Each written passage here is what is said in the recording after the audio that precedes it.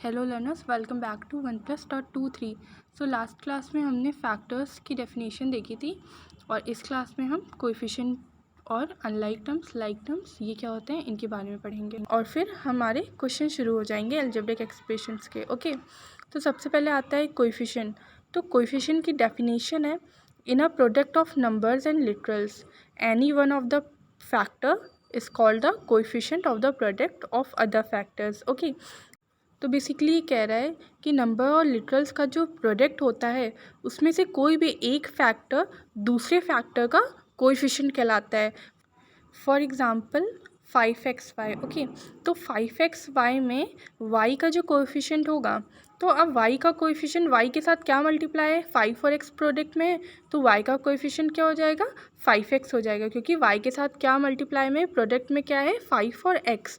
Okay, तो हमसे पूछा है y का कोएफिशिएंट। अगर हमसे क्वेश्चन पूछा कि y का कोएफिशिएंट क्या है, तो हम सिंपली उसे कह देंगे कि y का कोएफिशिएंट 5x है। ओके, और सेम इसी क्वेश्चन में 5xy में अगर हमसे किसी ने पूछा कि x का कोएफिशिएंट क्या है, तो x के साथ प्रोडक्ट में 5y है ना, तो x का कोएफिशिएंट क्या हो जाएगा, 5y। ओके, तो अब नेक्स्ट एग्जांपल में है जैसे -7xy²। तो इसमें अगर मुझसे पूछा है कि कोएफिशिएंट ऑफ x क्या है, तो अगर कोएफिशिएंट x का कोएफिशिएंट पूछा है तो मैं x को वैनिश कर दूंगी, मतलब अपने माइंड में x को हटा दूंगी, तो उसके अलावा क्या बच रहा है, -7y² बच रहा है, तो उसका कोएफिशिएंट हो गया -7y²। ये छोटी सी ट्रिक है। ओके, तो इसी क्वेश्चन में अगर मुझसे पूछ रहा है कि y² का कोएफिशिएंट क्या है, तो मैं सिंपली अपने माइंड में y² को वैनिश कर दूंगी, तो उसके अलावा क्या बचेगा, -7x बच रहा है, तो -7xy² में y² का कोएफिशिएंट हो जाएगा -7x। और सेम थर्ड एग्जांपल में -x में अगर मुझसे x का कोएफिशिएंट पूछा है तो वो हो जाएगा -1। ओके, अब आते हैं कांस्टेंट टर्म। तो कांस्टेंट टर्म की डेफिनेशन है a term of the expression having no literal factor is called a constant term.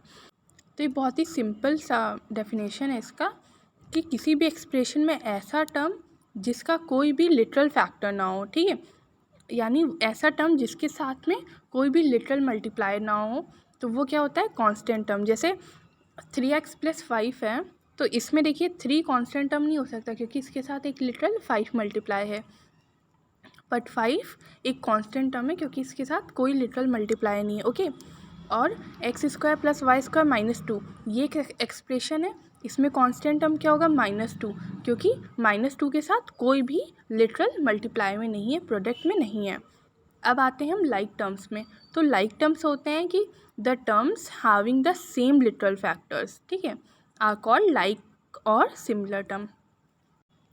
तो ऐसे टर्म्स जिनके लिटरल फैक्टर सेम हो उन्हें हम लाइक टर्म्स या सिमिलर टर्म्स कहते हैं। फॉर एग्जांपल 2x² है और 5x² एंड -6x², तो ये लाइक टर्म्स हैं। अब क्यों, बिकॉज इसमें कोएफिशिएंट सबके अलग हैं, बस सब में देखिए प्रोडक्ट में क्या है, x² सब में सिमिलर क्या है, सबका लिटरल फैक्टर क्या है, x² है, तो ये क्या हो जाएंगे, लाइक टर्म्स हो जाएंगे, क्योंकि इन तीनों एग्जाम्पल में 2x², 5x² और -6x² में इन तीनों में क्या कॉमन है, हमें दिख रहा है लिटरल फैक्टर x² कॉमन है, तो ये क्या हो जाएंगे, लाइक टर्म्स हो जाएंगे।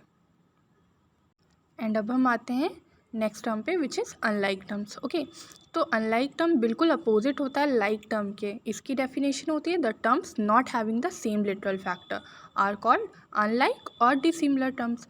अब देखिए, मतलब लाइक में क्या था, लिटरल फैक्टर सेम होने चाहिए, पर अनलाइक में होता है कि लिटरल फैक्टर अलग होने चाहिए। फॉर एग्जाम्पल 2x² और -3xy² और 12xy, तो इसमें देखिए सबका लिटरल फैक्टर जो है अलग है, एक पहले का है 2 का है, x² है, फिर xy² है और xy है, सबका लिटरल फैक्टर अलग है, तो ये हो गए अनलाइक टर्म्स। अगर इनमें सबका लिटरल फैक्टर x² होता तो ये लाइक टर्म्स हो जाते, पर यहाँ सबके लिटरल फैक्टर्स डिफरेंट हैं, तो ये अनलाइक टर्म हो जाएंगे। तो आई होप आपको यहाँ तक क्लियर होगा, और नेक्स्ट क्लास में हम अलजेब्रिक एक्सप्रेशन कैसे निकालते हैं इस पर क्वेश्चंस करेंगे। Okay, till then, bye, take care and thank you for watching.